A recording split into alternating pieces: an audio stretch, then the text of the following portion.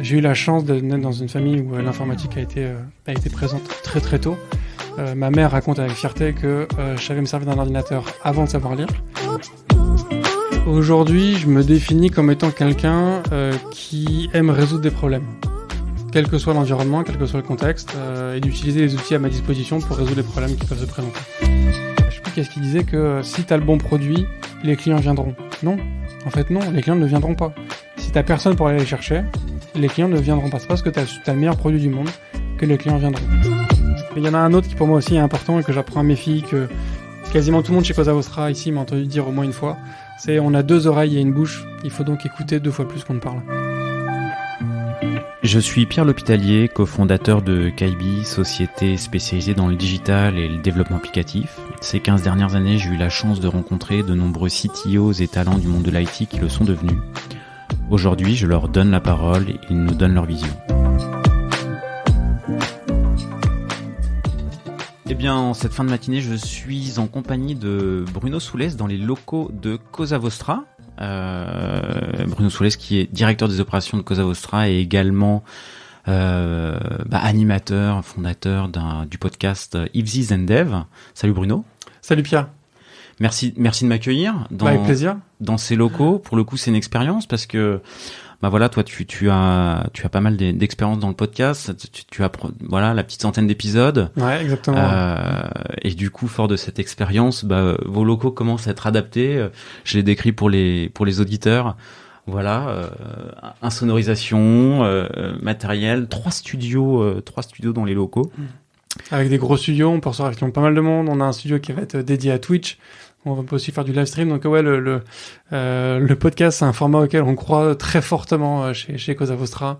On a 5 podcasts maison. On a un incubateur à podcast. Donc ouais, le podcast, c'est un truc dans lequel on Vous avez un incubateur à podcast, ouais. Donc de société dont le business model c'est le podcast. Exactement. Quoi. On accompagne des podcasts plus ou moins jeunes, plus ou moins petits. Du coup, il y a tout un aspect de communauté où ils peuvent se réunir. On a des intervenants qui peuvent venir. On donne des conseils, on apporte de l'aide. Et ils ont à disposition l'ensemble des studios de Cosa Vostra. S'ils veulent venir enregistrer, ils ont accès au matos s'ils veulent. Alors c'est pas un accès, ils peuvent pas le retirer des studios, ouais. Mais ils peuvent venir autant qu'ils veulent pour faire des enregistrements combinés. Ça permet du coup d'avoir comme tu vois, t'as un enregistrement, un cadre un petit peu clean. Ça te permet déjà du coup d'avoir un mode de production, un niveau de production qui est déjà bon. C'est du coup forcément une bonne chose pour quand tu commences ton podcast, quoi. Ok. Et du coup, on en profite. Il y a quelques noms de podcasts. Alors malheureusement, moi j'ai pas. Alors les podcasts de Cosa Vostra, je peux laisser sans problème. Il y a Génération Do It Yourself qui est le plus connu, que le podcast de Mathieu. Il y a le podcast qui s'appelle Le Panier, podcast de Laurent, aussi un autre associé de Cosa Vostra. Il y a Mediarama, qui est un autre associé de Cosa Vostra aussi, qui est orienté média. Le Panier, c'est sur le monde du e-commerce. On a La Martingale, qui est sur l'investissement financier personnel, donc c'est des conseils sur est-ce qu'il faut investir dans le Bitcoin, dans le vin, dans les baskets. Voilà, la Martingale est là pour répondre à tout ça. If This Then Dev, donc mon podcast orienté tech, où on parle dev, on parle tech de manière crue, clairement. Donc ça, c'est nos podcasts. Qu'est-ce que tu veux dire par manière crue ? C'est-à-dire que je fais pas de vulgarisation. D'accord. C'est le podcast If This Then Dev. On n'est pas là pour expliquer les termes. Je m'adresse à des développeurs et donc on parle de tech clairement. Tu veux dire, il y a pas de. Ma mère n'écoute pas le podcast et ça me va très bien parce que voilà, il est pas accessible à tout le monde. Donc voilà, c'est ça que j'entends par on parle tech de manière crue. Donc ça, c'est nos podcasts maison.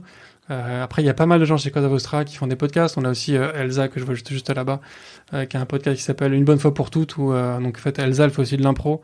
Elle fait du stand-up et donc avec 2 amis qui font aussi du stand-up. Elle répond une bonne fois pour toutes à une question du genre est-ce que Dieu existe, est-ce que Sucé s'est trompé, ce genre de choses.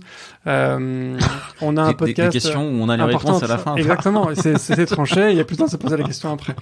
Il y a un podcast sur la pâtisserie en interne, enfin voilà, le podcast c'est un truc dans lequel on investit beaucoup. Ouais. Et donc du coup si on parle du tien, parce que du coup, If This Then Dev, du coup, un podcast dédié à la technique pour les techos. Mm-hmm.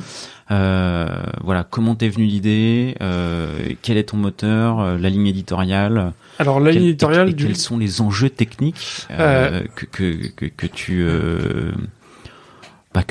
qui en découlent pour toi? Alors la ligne éditoriale, vraiment pour moi l'objectif c'est de m'adresser à tous les devs, et c'est de pouvoir recevoir chaque semaine un CTO, un expert tech, un architecte, quelqu'un qui est dans le monde de la tech, et de creuser un sujet technique précis. Je parle assez peu du parcours des gens, on est vraiment là pour parler d'un sujet précis.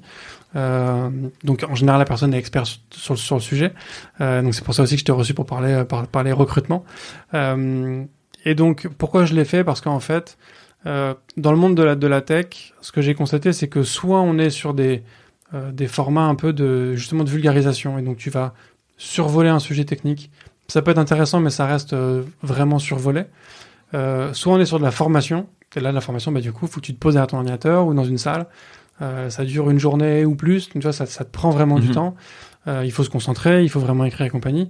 Et je trouvais qu'il n'y avait pas de truc intermédiaire. Et dans le monde de la tech, quand t'es dev, c'est un peu comme quand t'es médecin ou quand t'es avocat, au genre de métier. Il faut se tenir au courant, en fait. Tu peux pas sortir d'école et après faire toute ta carrière sur ce que t'as appris en école. Il faut se tenir à jour sur les évolutions, sur les changements, ce genre de choses. Et je trouvais que du coup, ces deux formats qui existaient seulement, soit du survol, soit du très profond, il manquait un truc au milieu. Et je trouvais que le podcast se prête assez bien à ça, parce que tu peux le faire dans le métro, tu peux le faire en faisant ta vaisselle, tu peux le faire en faisant ton jogging, exactement.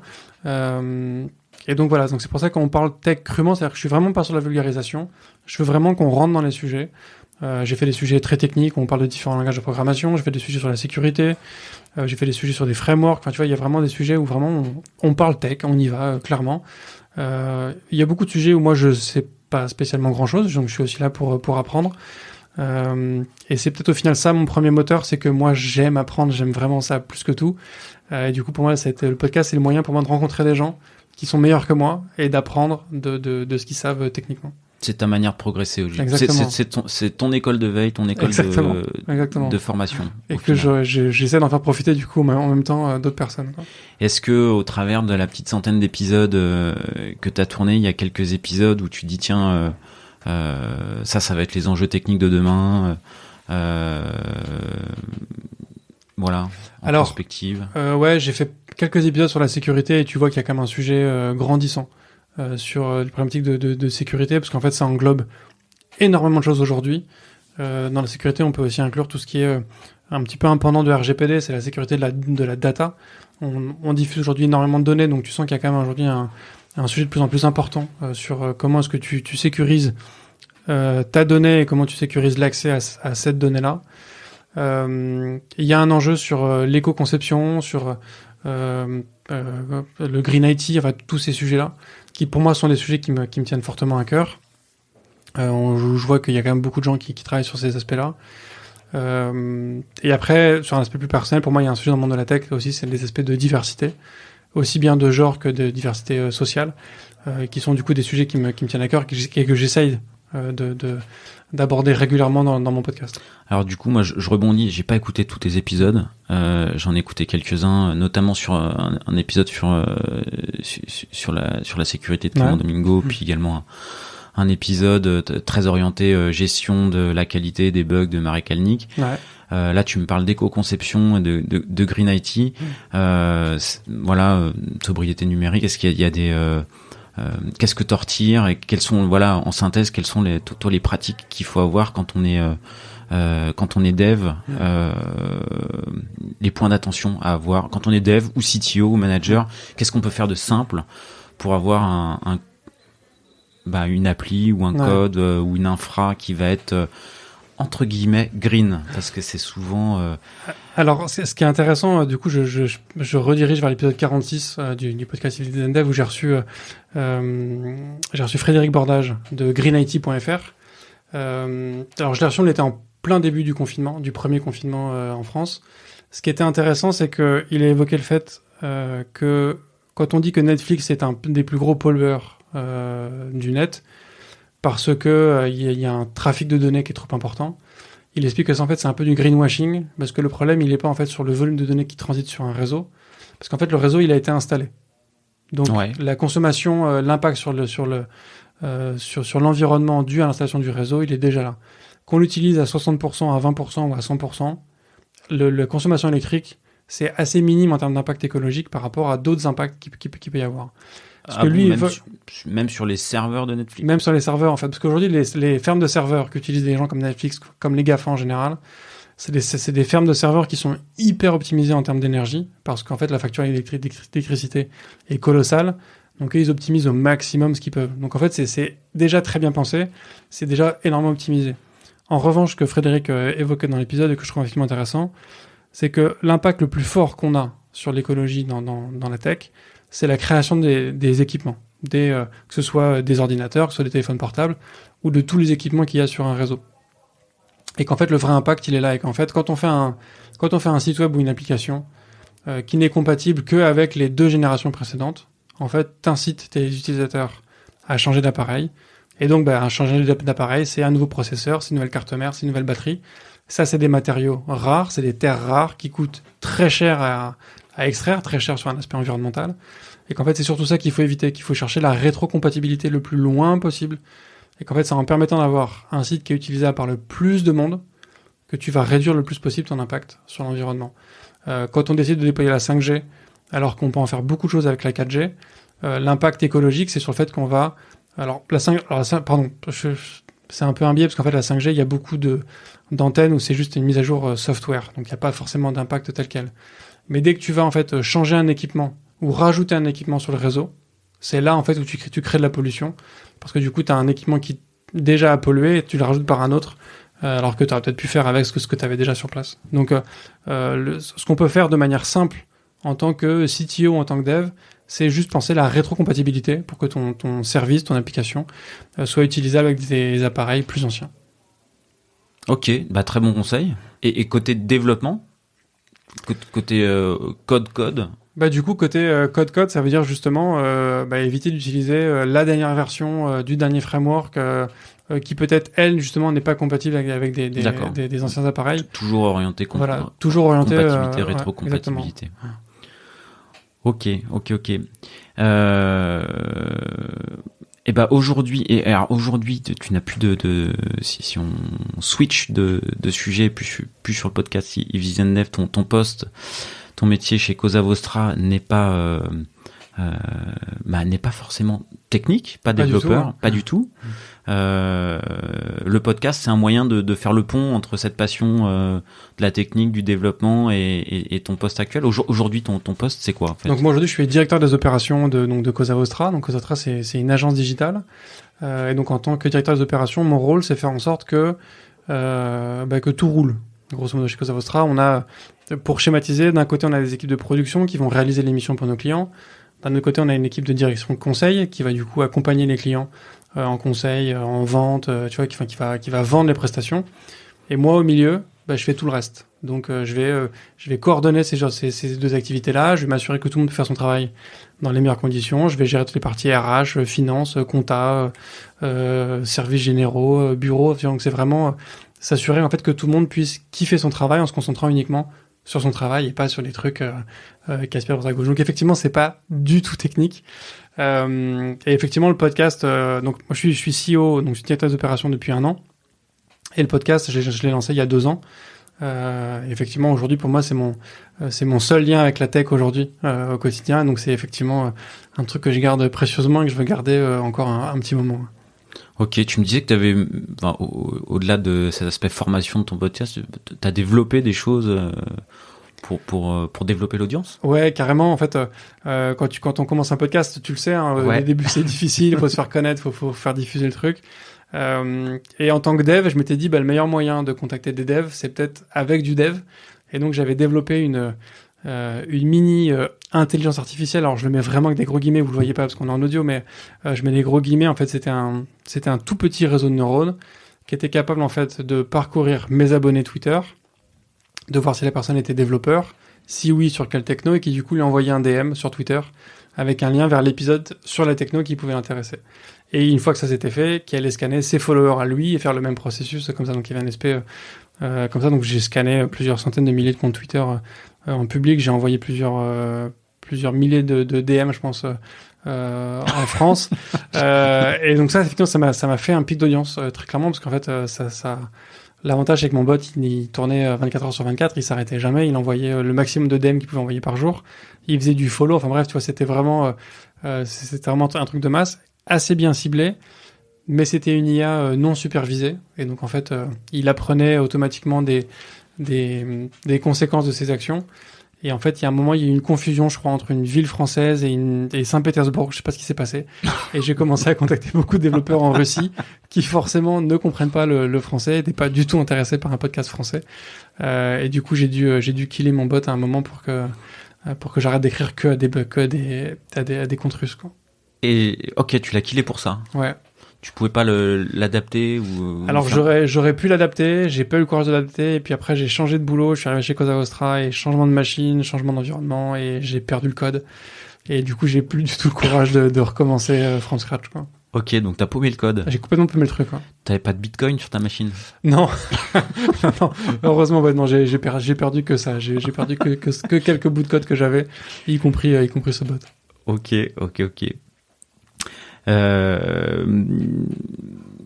Moi, je sais pas comment je vais appeler cet épisode, en fait. Parce que j'ai un épisode que j'ai intitulé le caméléon de l'IT.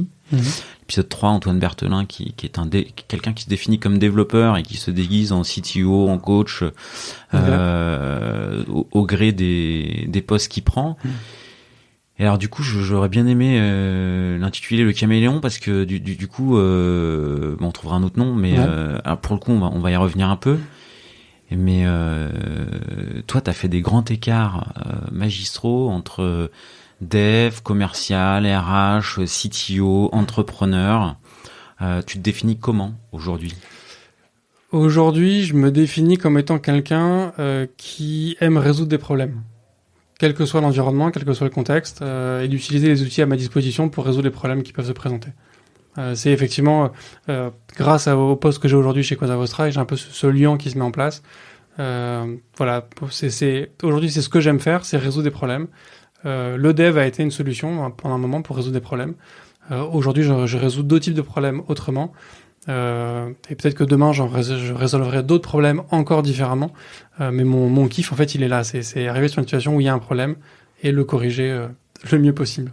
J'espère. Bon, ton kiff, c'est les problèmes, en fait. C'est ça, exactement. C'est corriger le problème. C'est corriger le problème, c'est trouver la solution. Ok. Est-ce que tu peux peut-être revenir sur faire un petit retour en arrière, là tes premiers boulots, ta première passion, le dev, et comment ça se passe ensuite tu passes vers un métier commercial en ESN. Voilà, qu'est-ce qui génère les envies, comment ça se passe tout ça? Alors, moi, j'ai commencé à développer très jeune. J'ai eu la chance de naître dans une famille où l'informatique a été présente très très tôt. Ma mère raconte avec fierté que je savais me servir d'un ordinateur avant de savoir lire. Donc à l'époque, c'était un Apple II, donc c'était très graphique. Ouais, ça devait être le cas. Donc voilà, effectivement, en fait, c'était très graphique, donc je savais pas ce que je faisais. Enfin, je lisais pas ce qu'il y avait, mais en fait, je savais lancer un jeu. Je m'en souviens encore. C'était grosso modo un Diablo, on va dire, mais faut imaginer que c'était en 86 peut-être, tu vois, quelque chose comme ça. Donc c'était il y a très longtemps. Donc l'informatique a toujours été présente. Moi, j'ai commencé du coup à coder en BASIC. J'avais 12 ans, donc c'était en 92. Donc j'ai commencé effectivement très tôt. Donc on donnera pas ton âge, quoi. Ouais, tu peux te suivre, ça me dérange pas. J'ai 40 ans dans 2 mois. Je me souviens encore de mon père qui débarque en 96 chez moi, en disant je vais vous montrer un truc qui va changer la face du monde. Il nous sort un PC sous Windows 3.1, il branche un truc, ça prend un temps fou, ça fait un bruit pas possible, et je découvre Internet ce jour-là, donc en 95-96. À l'époque, c'était avec Grolier Interactive, on avait un modem 14K, donc c'était très lent. 14K. Mon père avait un numéro d'abonné chez Club Internet qui était inférieur à 200. Donc on était vraiment parmi les premiers à montrer le truc. Et donc moi, il montre ça, donc 95, j'avais 13 ans. Mon père me montre ça. Je vais sur Internet à ce moment-là. Moi, ce qui me passionnait à l'époque, c'était les jeux de plateau type Warhammer, ce genre de choses. Donc j'arrive là-dessus, je cherche, je ne trouve rien, et du coup je dis à mon père, ton truc, ça marchera jamais. Tu vois, comme quoi j'ai eu une visionnaire. Ouais, visionnaire, tu vois. Donc voilà, donc l'informatique a toujours été présente, donc j'ai commencé à coder effectivement très tôt. Du coup, naturellement, je me suis tourné vers une carrière d'ingénieur, donc j'ai fait une maths sup, j'ai fait après une école d'ingénieur, et j'ai fait mon alternance chez France Télécom en tant que développeur. Alors développeur, ça s'appelle comment déjà? C'est Visual Basic sur Techno Microsoft là. Enfin tu vois. Ouais. C'est du Excel VB6, on va dire quoi. Ouais. Du VBA, c'est ça ouais, exactement. Okay. En VBA. Et en fait l'expérience pour moi France Télécom a été psychologiquement traumatisante. C'est-à-dire que je suis arrivé juste après la privatisation de France Télécom. Non mais ça a été violent. Hein. Je suis arrivé juste après la privatisation de France Télécom. Et donc en fait je suis tombé dans une équipe où vraiment, enfin c'était tous les pires clichés que tu peux avoir sur ce que quand t'as des gens qui font des mauvaises blagues sur les fonctionnaires, ce genre de choses, tous les pires clichés que tu peux avoir, ils étaient vraiment tous là, vraiment. Et ça a été du coup pour moi difficile de travailler dans cet environnement-là. Et suite à ça, du coup, j'ai décidé en fait de quitter la tech parce que j'étais jeune, j'étais con. Et j'ai fait l'amalgame en fait entre. Tu veux dire que c'est une erreur? Ah oui, alors non, parce que ce que j'ai fait après m'a beaucoup appris, m'a beaucoup apporté.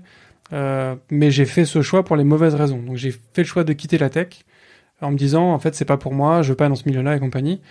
Et donc j'ai répondu à une annonce pour devenir ingénieur d'affaires ou business developer dans une ESN. À l'époque on appelait ça encore des SS2I sur Paris. Donc j'ai complètement quitté le monde du dev pour faire uniquement du commercial, ce que j'ai fait pendant à peu près 2 ans et demi.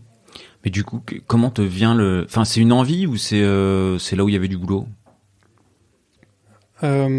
C'était la passerelle la plus facile pour moi. D'accord. C'est-à-dire que je voulais plus faire de tech, je voulais plus faire de dev, donc pour les mauvaises raisons, ça on l'a dit. Mais autant j'aurais adoré peut-être être ébéniste, médecin, tu vois, faire vraiment d'autres métiers. Mais c'est-à-dire qu'il fallait repartir faire des études. Là, au moins, ingénieur d'affaires, c'était accessible d'emblée, quoi. Ils cherchaient effectivement des gens qui faisaient une formation d'ingénieur. Ça faisait partie des trucs acceptables. Ok, c'était un métier passerelle, quoi, en gros. Ouais, c'est ça, ouais. Ok. Je l'ai vu comme ça. Ouais. Et cette expérience, elle dure 2 ans. Ouais, quasiment 3. Ouais. T'en retires quoi? Alors, ça m'a appris beaucoup de choses. Déjà, ça m'a appris à avoir beaucoup plus d'aisance, je pense, parce que du coup, t'apprends le recrutement, t'apprends la négociation commerciale, t'apprends la gestion d'équipe. Donc, tu vois, t'apprends beaucoup de choses alors que j'étais très très jeune. Je sortais d'école, hein, faut imaginer. J'avais 0 expérience à part mon alternance chez France Télécom. Donc, t'apprends énormément de choses. Tu survoles vraiment de très loin les aspects techniques, mais tu baignes encore un petit peu dedans, on va dire. Mais du coup, là, tout ce que j'ai appris, c'est ça, c'est cette conduite d'entretien, cette gestion d'équipe, cette partie commerciale, négociation, lire un bilan comptable, gérer un compte d'exploitation sur des aspects très très financiers, qui en fait apportent beaucoup, et des aspects humains en fait. Tu t'apprends énormément sur ces métiers-là, sur ce que c'est que l'interaction humaine, la gestion de l'humain, la gestion des relations, ce genre de choses. Donc ça a été hyper formateur, quoi. Et tu parles de recrutement, tu faisais du recrutement en tant que commercial, c'était chez AFD, ça? AFD Technologies, ouais. Ouais, ok. Donc c'est les commerciaux qui étaient chargés du... Ouais, alors il y a une équipe de chargés de recrutement, enfin en tout cas il y avait, je pense que c'est encore le cas, mais donc il y a des chargés de recrutement qui font une première sélection, et après nous on passait en deuxième filtre. D'accord. Pour voir si la personne pouvait être intéressante pour notre équipe et les missions qu'on avait en cours dans notre portefeuille à un instant T. Donc c'est ton premier contact avec le recrutement, c'est sur ton poste de commercial. Alors après, du recrutement, t'en auras fait dans d'autres expériences, mais du coup, est-ce que ce que t'as appris en recrutement et ta manière de recruter de l'époque, est-ce que c'est celle d'aujourd'hui? Est-ce que t'as des...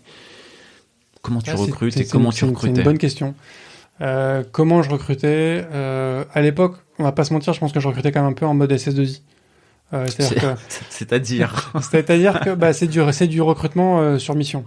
On faisait un petit peu de recrutement sur profil, mais on faisait beaucoup de recrutement sur mission.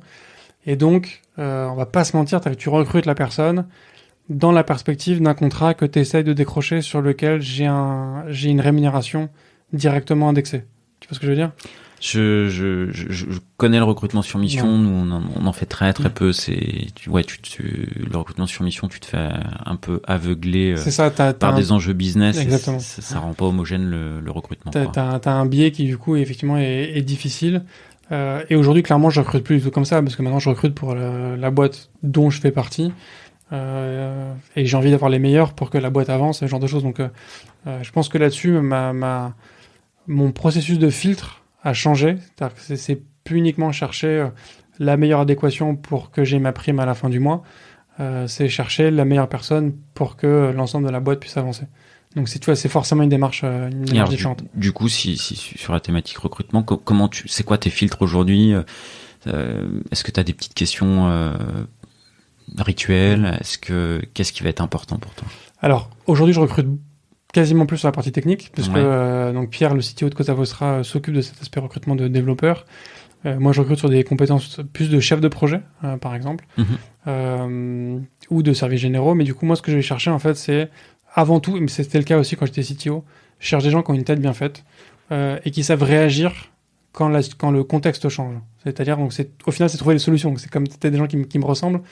Mais je préfère avoir quelqu'un qui saura s'adapter, qui saura réfléchir, plutôt que quelqu'un qui a une formation précise ou qui saura me ressortir la réponse à un exercice déjà tout fait qu'on trouve dans tous les bouquins, du genre réussir l'interview un entretien technique. Je sais plus comment s'appelle le bouquin. Il y a un bouquin très connu dans le monde des devs là-dessus. Donc voilà, je préfère avoir quelqu'un en fait qui sait réagir à un changement de contexte qu'à un niveau de diplôme, qu'un niveau d'expérience, ce genre de choses, quoi. Ok, donc la capacité à apprendre et à se démerder, quoi. Et surtout, et du coup, à écouter, en fait. C'est parce que c'est important, en fait. Et ça se voit. Donc, sur les entretiens techniques que j'ai pu faire par le passé ou en tant que recruteur, en fait, le test technique que je faisais, c'est que je pose une question à un candidat du genre j'ai envie de créer un système qui permet à quelqu'un d'enchérir sur un objet à n'importe quel moment. Comment tu structures ton code? Et donc la personne me fait une structure de son code, de son schéma de données, grosso modo, tu vois, grosse maille, à l'oral, sans papier, sans rien. Et une fois que c'est validé, je dis ok, maintenant imagine, je rajoute telle contrainte. Je veux que une personne qui est située en Chine va être prioritaire sur quelqu'un qui est basé en Russie. Ou je veux pouvoir valider les informations bancaires de la personne avant. Donc tu vois, au fur et à mesure que la personne répond à une question, j'ajoute une contrainte, j'ajoute un problème. Et donc je vois en fait comment est-ce que la personne s'adapte à ces nouvelles contraintes qui arrivent et comment est-ce qu'il arrive petit à petit à construire sa réponse pour qu'elle soit adaptable à la contrainte qui va arriver après. Tu vois ce que je veux dire? Une fois que tu as compris la logique qu'en fait tu vas te taper une autre contrainte qui va arriver juste après, c'est comment est-ce que je fais pour que mon truc soit suffisamment... Exactement, comment j'anticipe le problème d'après, quoi. Et ça, c'est étape recrutement. Et l'intégration, ça se passe comment? Alors, l'intégration, pour moi, c'est un moment qui est important où tu décèles beaucoup de choses. En entretien, t'as des gens qui peuvent réussir à bien mentir en entretien, très clairement. J'en ai vu qui font des entretiens qui sont validés par tout le monde. Mais vraiment, genre, j'ai même fait des process de recrutement avec 5 entretiens, c'est beaucoup, hein. 5 personnes qui te disent il est canon, il faut le prendre, ce mec-là est génial, il va nous amener super loin, il le faut. Et la personne arrive, et 3 semaines après, tout le monde se dit, en fait, ça va pas le faire. Donc en fait, tu vois, t'as des gens qui arrivent en entretien pas à te faire une mascarade, mais en fait à correspondre à ce que tu demandes. Et une fois que tu les confrontes au terrain, c'est plus la même limonade. Et en fait, du coup, cet onboarding... c'est vrai que c'est assez rare quand même. C'est assez rare, non, je suis d'accord, ça reste très rare. Mais l'onboarding, c'est aussi pour moi, c'est un moment où je peux voir en fait comment ça va se passer sur le long terme. Et du coup, sur les postes techniques que j'avais, quand j'onboardais quelqu'un de plus junior, si jamais quand je lui présentais de manière classique, quand quelqu'un arrive, tu lui présentes la code base, la structure globale de l'applicatif ou du site que tu as, comment est-ce qu'on travaille et compagnie. Si cette présentation elle dure 2 heures, je sais que ça va être problématique. Tu vois, j'ai une trame qui existe. Si en 2 heures on a tout fait, ça va être problématique. La meilleure que j'ai faite, le meilleur onboarding que j'ai fait, je m'en souviens encore, c'est avec Marie, qui à mon avis n'écoutera pas ce podcast parce qu'elle a quitté le monde de la tech aussi, mais qui a été une excellente développeuse. L'onboarding de Marie, il a duré presque 3 jours. parce qu'en fait, dès que je lui montrais un truc, elle me disait mais pourquoi ça, comment ça marche, mais pourquoi du coup là t'as ça, je comprends pas, là du coup hier tu m'as dit qu'il y avait ça, je comprends pas le truc. Et du coup elle pose tellement de questions. Du coup c'est intéressant, tu vois, des gens qui posent des questions, c'est intéressant, tu vois, t'as envie d'y répondre, et du coup tu creuses aussi avec elle. Bah du coup forcément cette trame que j'avais, bah en fait elle est super longue parce qu'en fait on passe un temps fou à voir la vision globale du truc, à creuser des sujets, à aller plus loin. Et effectivement ça s'est bien passé avec elle parce que je savais que quand elle codait un truc, très vite en fait elle avait pensé à toutes les évolutions éventuelles qui allaient arriver, tu vois, tous les effets de bord, tous les cas particuliers qui étaient là. C'était hyper carré parce que justement elle avait ce truc là. Si t'as pas de questions, si ta presse dure 2 heures, c'est grosso modo c'est que la personne fera juste ce que je lui demande. Et tu sais que ça le fera pas, quoi. Et que ça le fera pas parce qu'en fait il y a toujours un delta entre ce que tu demandes et ce dont tu as besoin. Et il y a un delta entre ce que tu demandes et ce dont tu as besoin dans 3 mois, tu vois ce que je veux dire. Et quand tu dev, il faut toujours coder en se disant ok c'est quoi le coup d'après parce que puis même parce que le coup d'après c'est pas forcément toi qui va le coder en plus, donc c'est aussi comment je code pour que dans 3 mois un autre développeur puisse corriger mon code ou amender mon code pour répondre au coup d'après, tu vois. Donc il faut réussir et un mec qui fait juste ce qu'on lui demande, clairement ça suffira pas, quoi. Ok.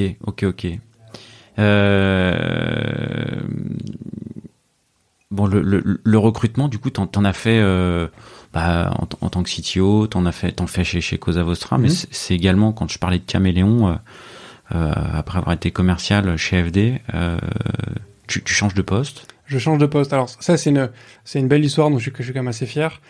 C'est que donc j'ai fait business developer en SS2I pendant à peu près 2 ans et demi, 3 ans. Je reçois une proposition d'une SS2I concurrente pour devenir directeur commercial. Tu vois, un petit poste au-dessus. Ouais. Donc forcément, j'accepte. Je pose Madem chez AFD.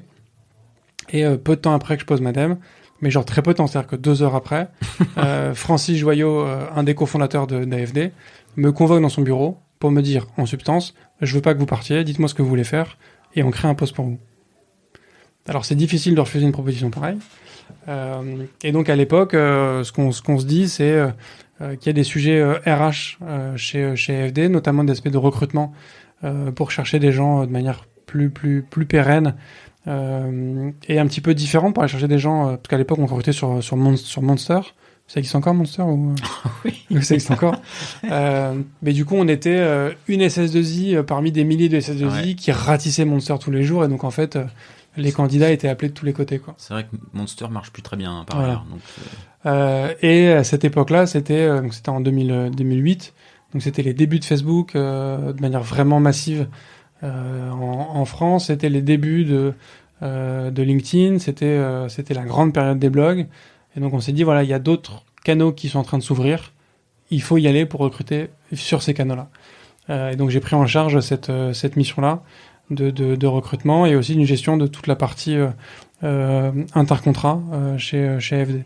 Donc une composante très RH, quoi. Ouais, très RH, formation, suivi d'inter. Est-ce que tu as apporté une dimension technique, entre guillemets, à ton poste, à ce poste RH? Tu vois, je pense au fait que tout à l'heure, t'as fait un petit soft pour faire de l'acquisition d'audience avec un peu d'IA. Qu'est-ce que t'as... Alors oui, parce qu'en fait, je garde ce côté développeur où j'essaie d'automatiser tout ce que je peux automatiser.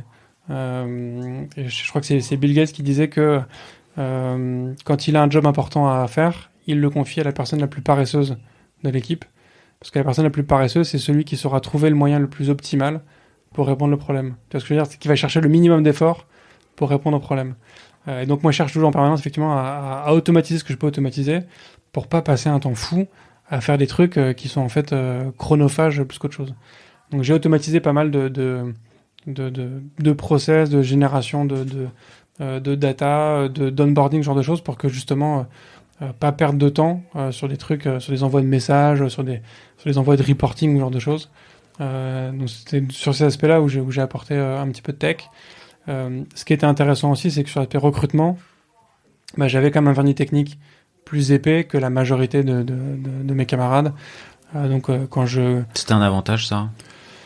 Oui, c'est un avantage parce que du coup... Je te pose les questions. Ouais. non mais c'est vrai parce qu'en fait, tu vois, à l'époque, c'était un petit moment quand même. On parle de 2008-2009.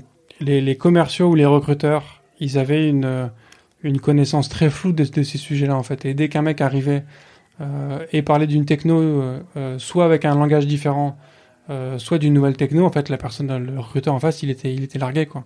Alors que moi, j'avais du contraire ce vernis-là et je pouvais plus facilement comprendre et appréhender les trucs et appréhender le niveau d'un candidat.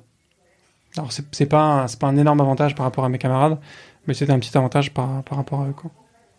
Ok, pour attirer ou pour évaluer. Je pense un peu des deux. Je pense un peu des deux parce que quand t'es développeur, ça te fait plaisir de parler à quelqu'un qui te comprend et qui te répond de manière cohérente, quoi. Plutôt que d'avoir quelqu'un où tu sens qu'en fait tu pourrais balancer des mots techniques au hasard, ça réagirait pareil, tu vois ce que je veux dire? Ouais. T'as un sentiment d'écoute qui est forcément plus valorisant, quoi. C'est ce que je te disais tout à l'heure. Enfin, de notre côté, effectivement, que les RH soient formés techniquement et c'est vrai que ça leur arrive qu'on leur dise mais vous avez fait du dev vous, et c'est vrai que c'est une petite fierté, quoi. Ouais, clairement. Ça donne de la crédibilité et ça permet d'attirer. Et alors du coup, commercial, RH, fallait revenir dans la technique.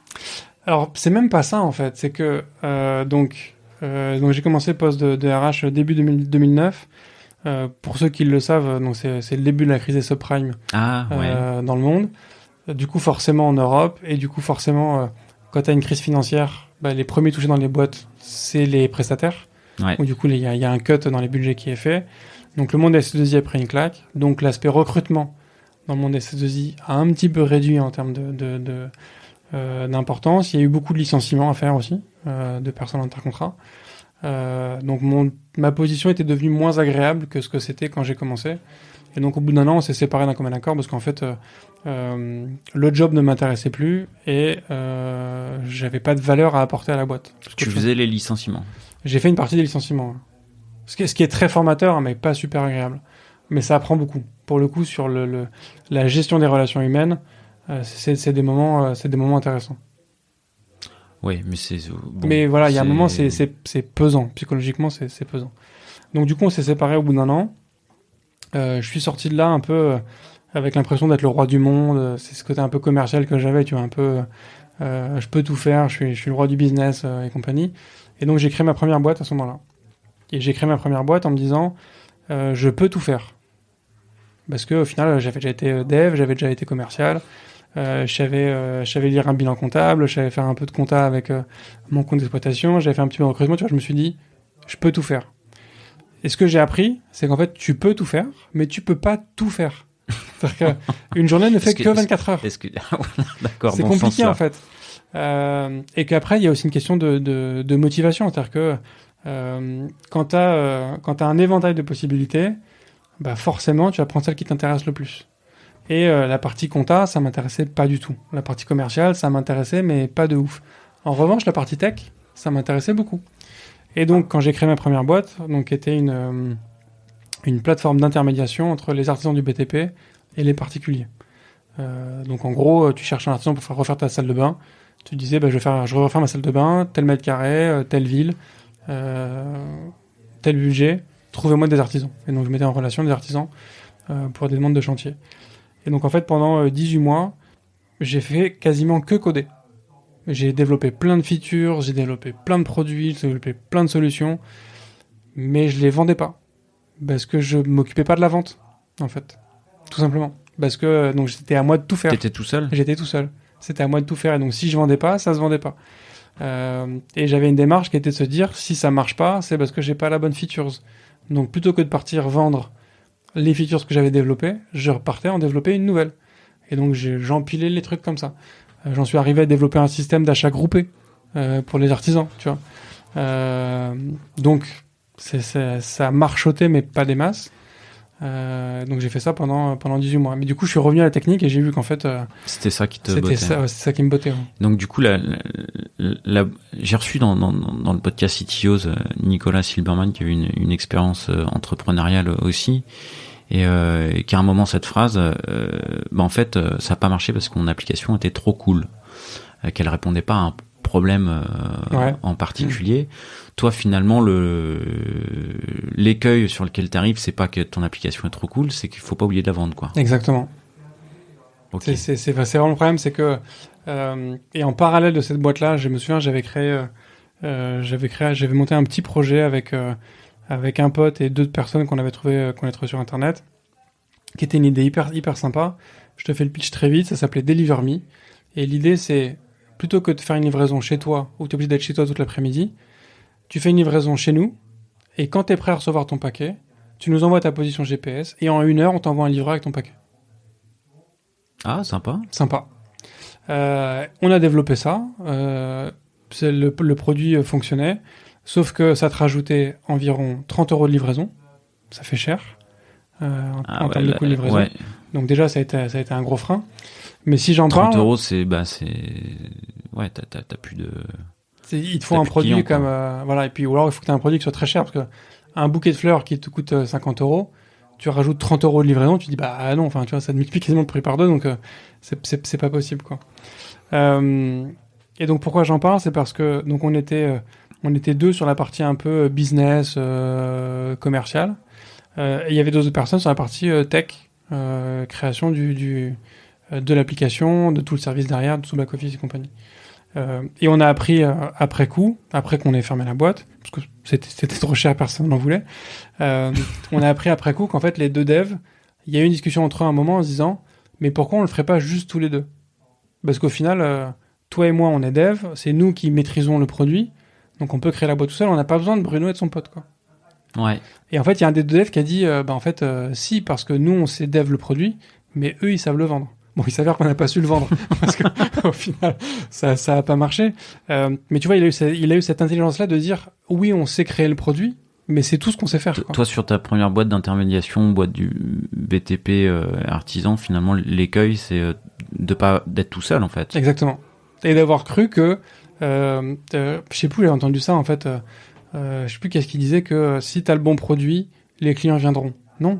En fait, non, les clients ne viendront pas. Si t'as personne pour aller les chercher, les clients ne viendront pas. C'est parce que t'as le meilleur produit du monde que les clients viendront. Surtout quand tu crées, en fait, quand tu commences, les gens ne te connaissent pas. Donc ils ont aucun moyen de te connaître et de venir. Donc il faut aller les chercher. Et j'ai pas fait cette démarche-là, et donc du coup, effectivement, au bout de 18 mois... C'est l'exécution qui compte, quoi. Complètement. L'exécution... Mais au global, pas uniquement technique. D'ailleurs, t'as un regret peut-être sur... Tu m'as parlé d'un petit... Un regret, c'est pas un regret, mais c'est une anecdote sur une idée que t'avais eue. Oui, c'est quand j'étais en école d'ingénieur. Donc c'était en 2004, à peu près 2003-2004. Et j'ai créé un site pour mes amis et moi, où on pouvait du coup se retrouver dans un espace, donc sur Internet, on pouvait partager des liens, partager des photos, partager des nouvelles, des statuts. C'est marrant, ça me rappelle vraiment se faire un chat. Donc j'avais ça avec mes potes, ça fonctionnait vraiment bien, on trouvait ça cool, c'était un vrai lien entre nous, tu vois, on organisait nos soirées dessus, on faisait plein de trucs dessus, quoi. Et un jour, je suis dans mon école, je suis sur mon écran en train de discuter avec un pote à travers le truc, et puis il y a un camarade de mon école qui passe derrière l'écran, qui voit ça et qui dit « ça a l'air cool ton truc, c'est quoi ?» Donc je lui en parle, il me dit « ah c'est top, est-ce que je peux m'inscrire ?» Je lui dis « bah non, c'est pour mes potes et moi. » Et donc effectivement, à la même époque, quasiment à la même époque, à Harvard, il y a un gars qui a vécu la même chose, sauf que quand un camarade de classe lui a demandé « est-ce que je peux m'inscrire ?» Il lui a dit « mais bien sûr, inscris-toi, et puis on va aussi aller inscrire les mecs d'Oxford, de Stanford, de toutes les écoles. » Et c'est devenu Facebook. Et ça montre bien qu'en fait, l'idée ne vaut rien, c'est l'exécution qui change tout. C'est-à-dire que... alors, je dis pas qu'il y a que Marc et moi qui avons eu l'idée à ce moment-là, il y a plein de gens qui ont l'idée de Facebook. Avant Facebook et aussi après Facebook. Enfin, je suis pas en train de dire que je suis quelqu'un d'exceptionnel, je dis juste que ça, pour moi, ça a été une illustration concrète de... tu peux avoir la même idée qu'un mec, et t'as un mec qui va en faire une... voilà, Facebook, tu vois, on voit ce que c'est aujourd'hui. Et ben moi, pas du tout, parce qu'en fait, c'est pas la même vision, c'était pas la même exécution, et on est du coup pas arrivé au même endroit, quoi. Clairement. Ok. Et tu fermes la boîte. Bon, c'est un épisode. Est-ce que c'est un épisode traumatique? Est-ce que administrativement c'est compliqué? Est-ce que alors oui, c'est un épisode traumatique sur la procédure de clôture d'une boîte. C'est-à-dire que j'étais en paix avec moi-même de fermer la boîte. C'est-à-dire que ça marchait pas suffisamment. Je crois que je gagnais à peu près 400 € par mois alors que je venais d'avoir une petite fille. Donc c'était pas viable en fait comme truc. Donc j'ai décidé de fermer la boîte. Et oui, c'est une galère de paperasse, de machin, de truc, qui a été longue et difficile, mais en fait, on s'en sort, mais c'est casse-pied, quoi. Et donc, suite à ça, en fait, j'ai été contacté par 2 personnes que j'avais rencontrées sur Twitter, qui me proposent de monter une boîte avec eux, cette fois en tant que CTO. Donc, je me dis, en fait, idéal, c'est-à-dire que je me concentre sur la tech, eux s'occupent de la partie business, gestion de la boîte, et un autre s'occupe de la partie vente, enfin, commerciale. Et du coup, avançons ensemble, quoi. Et donc, je me suis lancé là-dessus. C'était du coup ça va être en 2011, du coup, à peu près. La boîte qui s'appelle Socheck. Ok. Donc, ça a commencé sous le nom Up to Social. C'est devenu après Socheck. En fait, on a commencé avec une petite activité de consulting, bête et méchant. On faisait des prestations pour gagner de l'argent, de développement autour des médias sociaux, de Facebook, ou ce genre de choses. On a décidé après de créer un petit service qui était d'implémenter de manière automatique tous les boutons de partage. C'était la grande époque des boutons de partage sur les blogs ou sur les sites de e-commerce. Donc, t'avais le j'aime de Facebook, il y avait le tweet, il y avait LinkedIn, il y avait même Foursquare à l'époque, il y avait un bouton Foursquare. Enfin bref, il y avait tas de boutons comme ça, donc on avait créé un petit plugin pour intégrer de manière automatique tous les boutons que tu voulais sur toutes tes pages. Ça marchait assez bien, et en fait, j'ai découvert en tripatouillant les différentes API des différents médias sociaux qu'en fait, déjà j'ai compris que Facebook, leur bouton j'aime, c'était surtout un moyen de suivre les gens sur tous les sites où tu vas. Parce que du coup, le bouton j'aime, il est géré par Facebook, et donc Facebook sait sur quel site tu vas. Il sait à quel point tu as scrollé sur la page. Il sait combien de temps tu y as passé. Enfin, il a la telle information sur toi qui lui permet de te cibler encore mieux que ce qu'il faisait quand tu étais juste sur Facebook. Et donc, ce que je comprends, c'est que moi, en installant mon petit plugin de bouton de partage, bah, j'ai aussi cette capacité-là, en fait, de suivre quelqu'un de site en site et de comprendre le contenu de la page et du coup, ce que la personne fait dessus. Et du coup, on décide de pivoter. On se dit, pourquoi ne pas faire une régie publicitaire qui cible les gens en fonction de leur activité sur les réseaux sociaux. Donc, j'ai poncé les API de Facebook à l'époque. J'avais fait un petit algorithme qui, du coup, est arrivé à comprendre le contenu des différentes pages qui étaient ciblées, les catégoriser, et du coup, avoir un peu quel genre de profil t'étais, et à sortir de la pub qui va avec. Du coup, ça cartonne? Alors, il y a... Parce que là, pour le coup, il y a un marché, il y avait tout ce qui allait bien, là. Il y avait tout ce qui allait bien, sauf que... donc, il y en a qui arrivent, qui le font très bien aujourd'hui, mais nous, on n'a pas réussi à le vendre. Il y a plusieurs choses qu'on n'a pas réussi à vendre. On n'a pas réussi à vendre la solution à des annonceurs. On a eu du mal à vendre ça à de l'inventaire. Donc, c'est des sites qui vont afficher tes publicités. On a eu du mal à le vendre à des investisseurs. Donc, tu vois, déjà, c'était compliqué. Et du coup, j'étais tout seul à développer cette techno, qui était quand même quelque chose de lourd. Donc, je suis très fier de ce que j'ai fait, mais je suis aussi très réaliste, et que j'étais tout seul. J'avais pas une... Là, ce poste-là, c'est un poste où tu as la casquette CTO, mais t'es dev, en fait. T'es dev. Exactement. Ok. Et donc, tu fais les choix techniques, tu et je fais fais les l'implémentation, benches, tu as une vision produit aussi. Complètement. Tu fais de l'avant-vente. Avant-vente, assez peu. Pour le coup, là, c'était surtout mes associés qui s'occupaient de la partie avant-vente. Ok. Moi, j'étais vraiment sur la partie purement tech.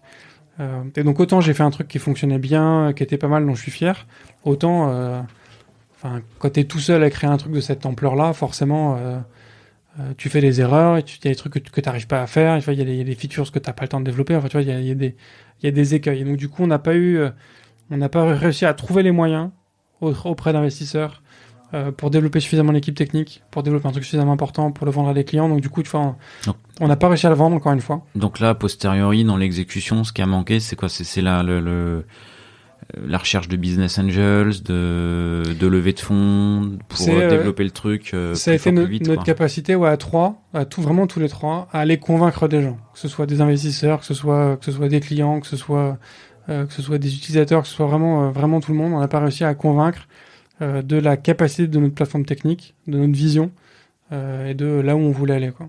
Et de notre capacité à y aller surtout. Donc on a pêché là-dessus.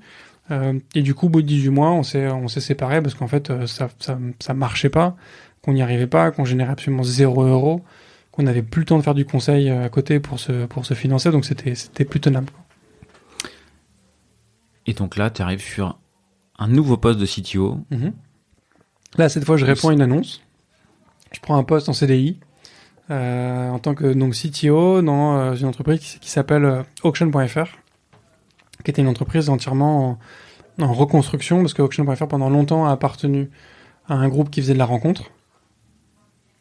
Qui commence par 3615. Exactement. On dit de la rencontre à thème, entre guillemets. Qui se termine par ULA. Voilà. Ok. Donc la partie rencontre générait beaucoup d'argent. Et cette partie vente aux enchères d'objets d'art, donc Auction.fr, rapportait pas vraiment d'argent, et du coup, il n'y avait pas d'équipe dédiée à Auction.fr. C'était en fait les personnes de la partie rencontre qui étaient disponibles. Et en général, on sait tous que quand quelqu'un est disponible, c'est que c'est pas le meilleur de l'équipe, qui se retrouvait à bosser sur le sujet. Et donc toute la partie rencontre avait été vendue quelques mois avant à un groupe anglais de la rencontre aussi, donc qui avait racheté toutes les marques et tous les produits. Et donc Auction.fr prenait son indépendance à ce moment-là. Et donc il fallait reconstruire la boîte avec quelques personnes qui étaient restées et absolument 0 personne sur l'équipe technique. Donc il a fallu reprendre en main cette plateforme technique qui a été développée de manière expérimentale, on va dire, donc par les développeurs qui avaient du temps disponible, mais pas du tout d'envie de travailler sur ces sujets-là.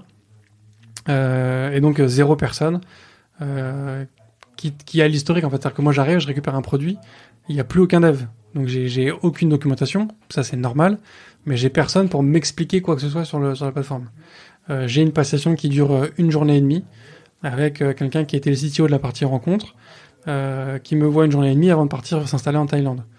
Donc, tu vois, pour me présenter un produit, la boîte existait depuis 12 ans, je crois. C'est un bon onboarding quand même. Tu vois, hein. donc 1 an et demi pour présenter un truc qui a 12 ans, et après c'est démerde-toi. Pourquoi tu le prends le poste en fait? On te le vend comme ça au départ Ouais. Ouais, alors. Bah, t'aimes bien résoudre les problèmes en fait. C'est ça, exactement. non, c'était effectivement super sexy, c'est-à-dire qu'il y avait ce côté construction, c'est-à-dire que tout est à faire ou refaire. Donc ça, moi, ça m'a forcément plu. Il y avait ce côté CDI, donc sécurité de l'emploi, un salaire tous les mois et compagnie. Il y avait ce côté C-level, donc j'étais CTO, donc j'avais quand même une implication et une capacité à agir sur la direction de la boîte. Donc tu vois, il y a quand même avoir de l'impact. Avoir de l'impact, exactement. Donc pour moi, il y avait quand même beaucoup d'éléments qui faisaient que c'était une opportunité que je pouvais pas refuser, quoi. Donc du coup, tes contraintes, donc là tu dois remonter une équipe. C'est quoi le poste? C'est remonter une équipe, il y a du recrutement. Alors au début, ça a été de remettre à plat la partie la partie tech. Donc j'ai recodé une bonne partie, j'ai recodé toute la partie front dans un premier temps pour avoir un site qui était un petit peu plus au goût du jour, parce qu'on avait un site qui était vraiment très moche, qui fonctionnait pas super bien. Donc il a fallu remettre ça à plat. Ensuite, il a fallu commencer à construire l'équipe et puis après ajouter des features pour se remettre au niveau du marché. C'est-à-dire que pendant longtemps, Auction.fr était un des seuls sur le marché de la vente aux enchères en ligne. Mais forcément, quand tu passes 12 ans avec un site qui est quasiment pas codé par qui que ce soit, avec quasiment personne qui le fait évoluer, bah, tu as de la concurrence qui s'installe, qui te rattrape et puis après qui te dépasse. Donc une fois qu'on avait remis à neuf, on va dire, la plateforme technique, qu'on a commencé à construire une équipe, il a fallu aller créer de nouvelles features pour pouvoir aller chercher de nouveaux clients, de nouveaux marchés, quoi. Tu fais quel choix technique pour les refontes, l'approche, l'architecture, alors il y avait un choix qui avait été fait avant que j'arrive, qui était d'être sur du Zend. Donc comme je pouvais pas tout refaire en même temps, je suis resté sur Zend framework. Je fais le choix d'externaliser une partie des choses. Donc il y avait tout un sujet d'envoi d'email qui a été fait directement par les environnements techniques d'Auction.fr. Donc ça veut dire qu'on avait nos propres serveurs qui envoyaient les emails qu'on décidait nous-mêmes à qui on voulait. L'email, c'est un vrai métier, c'est un vrai sujet technique. Et donc du coup, un des premiers choix que j'ai fait, c'est de dire en fait, on va pas s'emmerder à maintenir une solution d'envoi d'email, alors qu'il y a des boîtes qui font ça très bien. Et donc j'ai coupé complètement cette partie-là de l'environnement technique pour le sous-traiter à MR6 à l'époque, donc qui est un routeur d'email, grosso modo. Ouais. Et des trucs comme ça, petit à petit, où j'ai dit en fait, ça nous sert à rien d'avoir une expertise sur ce sujet-là, alors qu'il y a des gens qui le font bien mieux que nous, qui sont concentrés là-dessus. Ça nous coûtera le même prix en fait au final. Donc autant couper et passer ça à quelqu'un d'autre. La partie front, j'étais pas expert, donc je me suis dit allez, on prend un bootstrap, on customise un peu et ça suffira.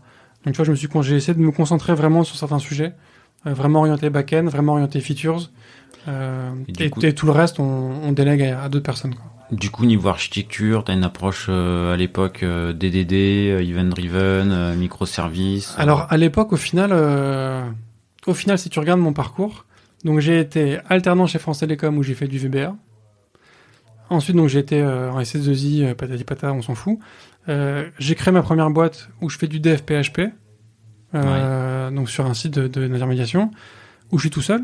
Deuxième boîte, je suis CTO, mais je suis dev parce que je suis tout seul. Donc en fait, j'arrive chez Auction.fr, j'ai jamais codé en entreprise.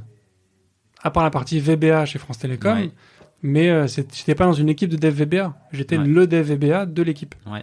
Donc j'ai jamais dev en équipe. J'ai jamais bossé sur des gros projets qui sont déjà en prod et compagnie. J'ai toujours été en fait presque un autodidacte. Au final, tu vois, j'ai fait une école d'ingénieur, mais au final, j'ai presque été autodidacte. Et donc j'arrive sur ce poste-là sans connaissance en tant que tel de ce qui se fait en entreprise et compagnie. Moi, j'avais pas de connaissance sur comment choisir entre SVN et GitHub, par exemple. Donc tout versioning, j'ai choisi celui qui était déjà installé chez Auction quand je suis arrivé, à savoir SVN. J'ai découvert plus tard que j'aurais dû choisir Git à ce moment-là. J'ai fait le choix de choisir Zend. J'ai fait le choix de Zend parce que Zend était le framework utilisé chez Auction quand je suis arrivé. Bon, rétrospectivement, j'aurais pas dû choisir Zend. T'aurais dû choisir rétrospectivement, du coup. J'aurais peut-être dû prendre du Symfony, parce qu'il y a plus de développeurs Symfony, pour les outils de recrutement. Ou peut-être du Laravel pour un truc plus souple, plus modulable. J'ai fait le choix de Bootstrap. Mon Bootstrap, c'est peut-être la meilleure solution à l'époque, sur le marché pour faire du front facilement. Aujourd'hui, je prendrais peut-être plutôt du React, ce genre de choses. Mais donc, j'arrive sur ce poste-là avec assez peu de connaissances. Et en toute sincérité, j'y connais rien sur ce qui est. Je connais même pas les termes de TDD, de DDD, de table gateway, en fait, ce genre de choses. C'est des choses que j'apprends au fur et à mesure en avançant. Et je découvre en fait peut-être 3 ans après avoir commencé chez Auction.fr qu'en fait la méthode que j'ai implémentée, c'est du domain driven design. Donc c'est avoir une vision métier très forte dans l'applicatif, où en fait ton code est quasiment structuré de la même manière que le métier lui-même est structuré. On retrouve les mêmes nomenclatures, on retrouve les mêmes termes, on retrouve le même agencement d'informations, les mêmes routines. Enfin, tu vois, et donc ça permet en fait de parler le même langage entre ce qu'on pourrait appeler du coup tes PO et tes développeurs. Tu vois, ça permet d'avoir du coup un truc commun, et ça permet d'avoir des développeurs qui comprennent le métier qu'on fait, et du coup de développer forcément mieux. Et ça, rétrospectivement, c'est un bon choix? Moi, je trouve que c'est un super choix.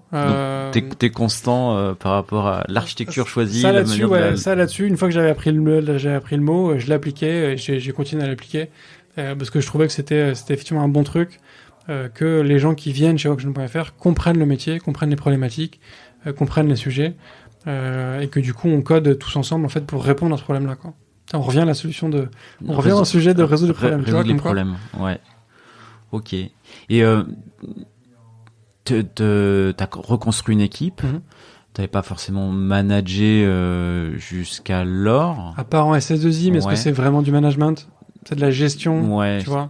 Là, effectivement, il y avait une notion de management, il y avait une notion d'encadrement, de formation.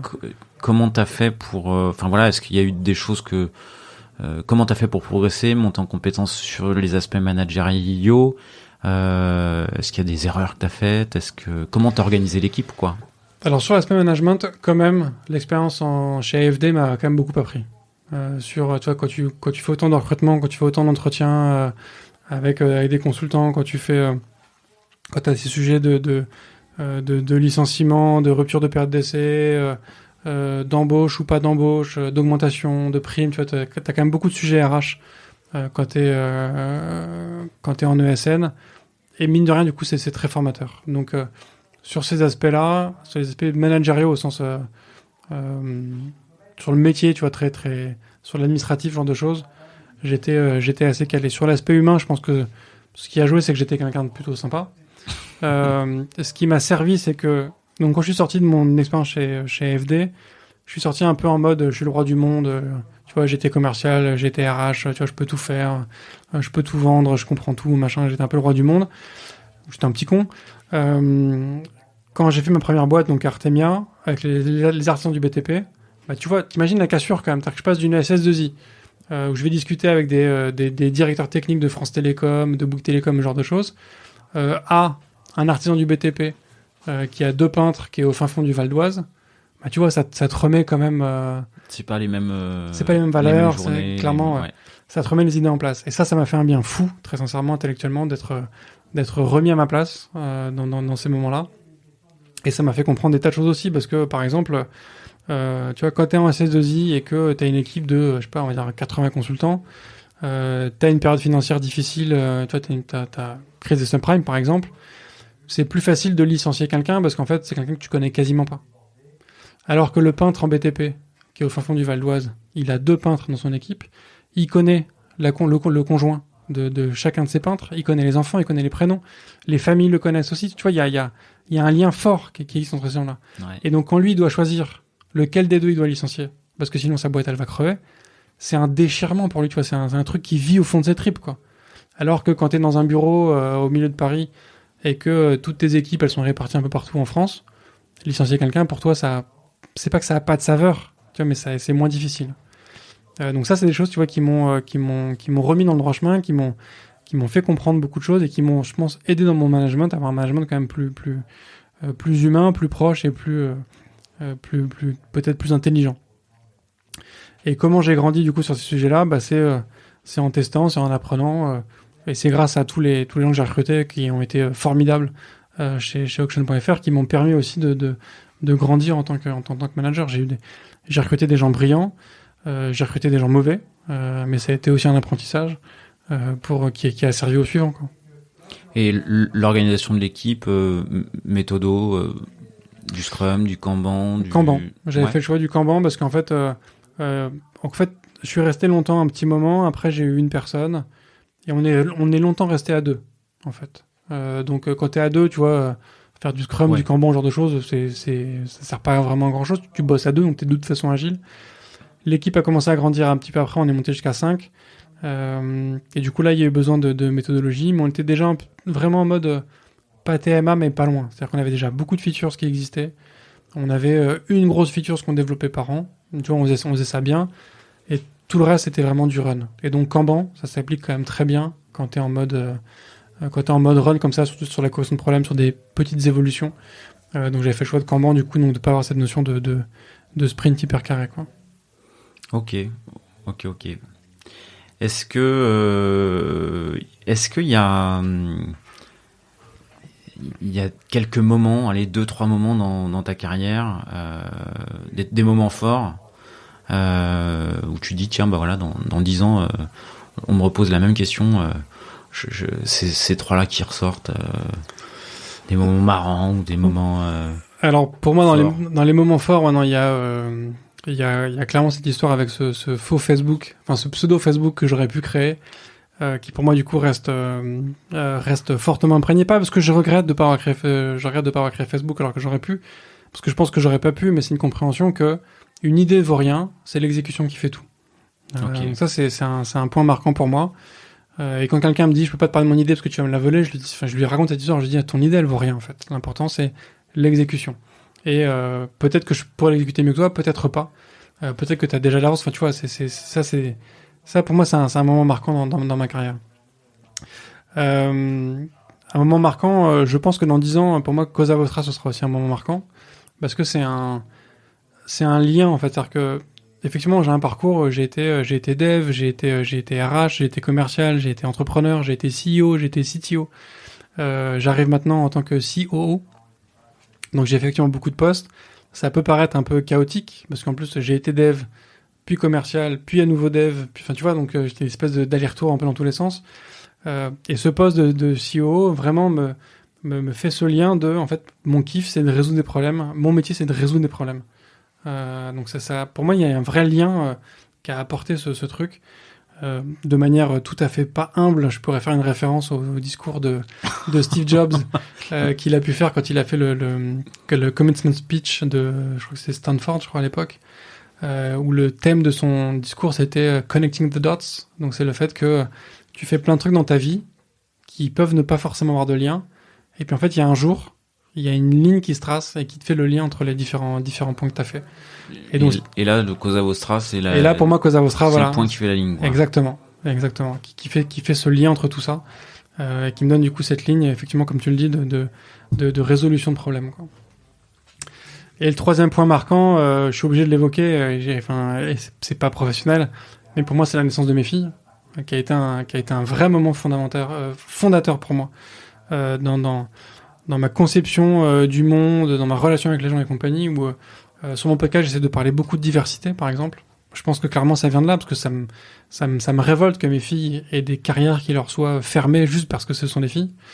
Donc voilà, et puis je pense que ça change aussi je pense que ça m'a vraiment changé. Donc la naissance de mes filles, même si c'est pas professionnel, ça m'a vraiment changé dans ma carrière, et ça influe clairement la façon dont j'interagis aujourd'hui avec les gens.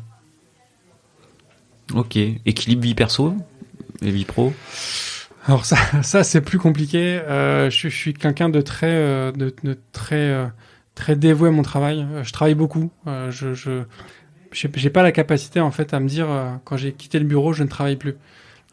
Quels que soient les boulots que j'ai eus, j'ai toujours pratiqué mon taf 7 jours par semaine, quasiment 24 heures sur 24. J'ai beaucoup de mal à couper.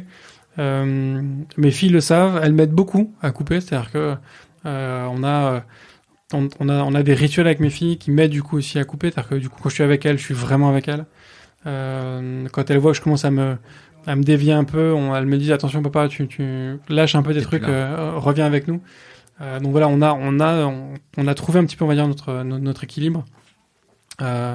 Mais clairement, je peux pas travailler que 5 jours par semaine et être avec ma famille le reste du temps. C'est-à-dire je suis tout le temps partout, en fait. Le jour où tu bosses que 5 jours par semaine, c'est le moment de changer de poste. Exactement, ouais, clairement. Je vis assez mal les vacances. C'est-à-dire que pour moi, l'inactivité est vraiment difficile. Je peux pas rester sur une plage. Pour moi, c'est physiquement impossible. C'est-à-dire que il faut que je fasse quelque chose. J'ai besoin d'activité. J'ai besoin de continuer à mouliner. C'est pas que je vais chercher des problèmes pour les résoudre. Hein, c'est pas le sujet. Mais ouais, j'ai besoin d'activité. Et l'inactivité pour moi, c'est tuant, quoi. Ok. Est-ce que t'as des proverbes? Alors moi, ouais, j'ai 2 proverbes qui m'animent.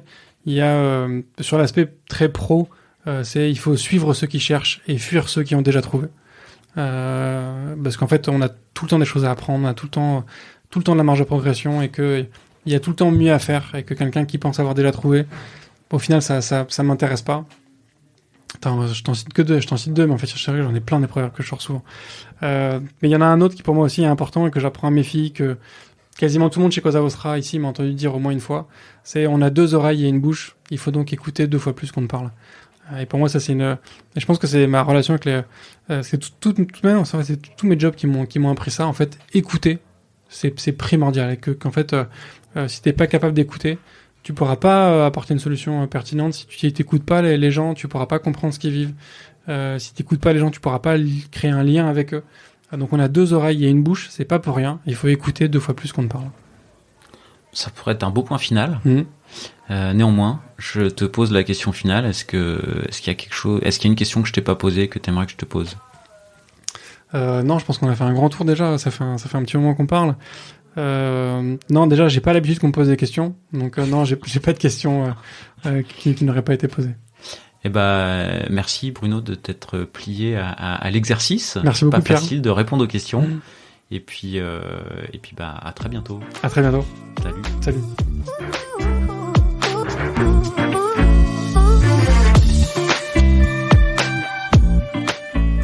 L'épisode est terminé, j'espère qu'il vous a plu, et si c'est le cas, c'est le moment de prendre 2 ou 3 secondes de plus pour 2 ou 3 clics. Un petit clic pour un pouce bleu, ou un petit clic pour un partage aux copains, ou un petit clic pour vous abonner et ne pas rater le prochain épisode. À très bientôt.